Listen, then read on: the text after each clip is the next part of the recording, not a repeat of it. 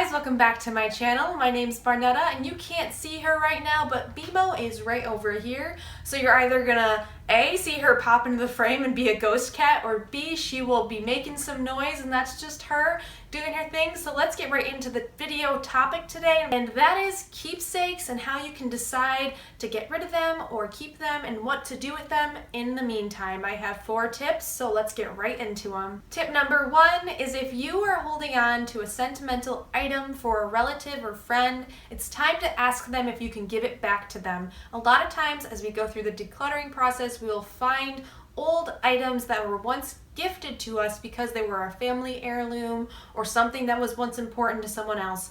We have the obligation to ourselves to lighten our load, and if it was something that maybe you didn't originally really want to hold on to in the first place, or it really is better suited for that other person, just send them a message, give them a call and say, hey, I'm considering getting rid of this item. Would you like it back? If they don't want it back, then you should be able to donate it without a guilty conscience, because it really isn't your sentimental items to begin with. It's more so the relationship with the person you love that you're considering. So these are definitely some of the easiest items to get rid of today, and I would probably start with those items first. Tip number 2 is to gather all of your keepsakes, yes, even the ones in storage, and put them together in one room and decide which ones you'd like to display. Now that you've probably moved through your decluttering journey even just a little bit, you have definitely created space in your home. With that space, put your most sentimental and special items in those areas, and that way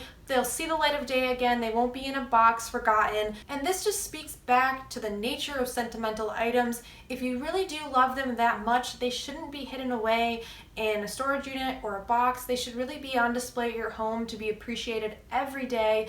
And if an item is not worthy of being displayed, it might not be as sentimental as you once thought it was, and that's why it's so important to get them all in one area together so you can really survey which ones mean more to you than others and which ones you might even be able to let go. And that brings us into our 3rd tip, which is do some deep thinking.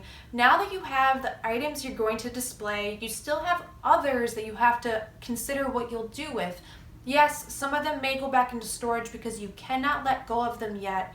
But like I said earlier, there are some that you probably could let go of, but maybe you are having a hard time letting go of the memory attached to them more so than the objects. The idea of snapping a photo of these pieces has been floating around in the minimalist community. So essentially you'll take a photo and then you will donate that item or sell it or let it go in some other way, but you'll have the photo that remains, and you might learn that again, it's the memory attached to that item that you love most, and not necessarily having the item.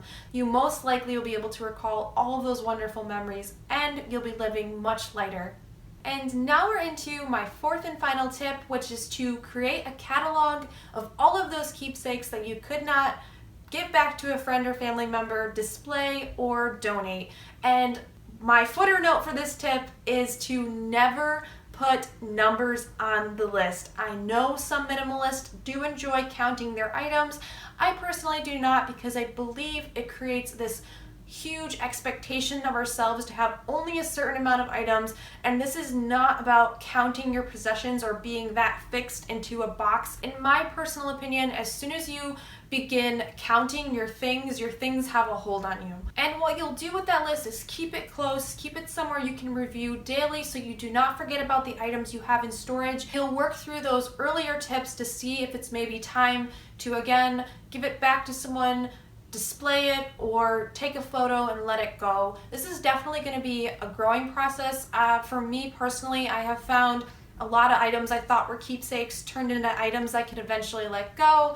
It's all about the person. I know some people are much more sentimental than others, so I don't want you guys to feel guilty about holding on to things. This is, again, a journey. It's not a destination. You will learn what works for you, and you'll be able to get rid of things in other areas and perhaps make more room for all those keepsakes you couldn't let go of, and you'll be happy because you'll be surrounded in memories of loved ones, good times, and just in general items that you care deeply about. So I hope this video helped you guys. Thank you so much for watching, and remember that there is no one like you. You are loved and you're beautiful inside and out. I will see you guys in the next one. Bye!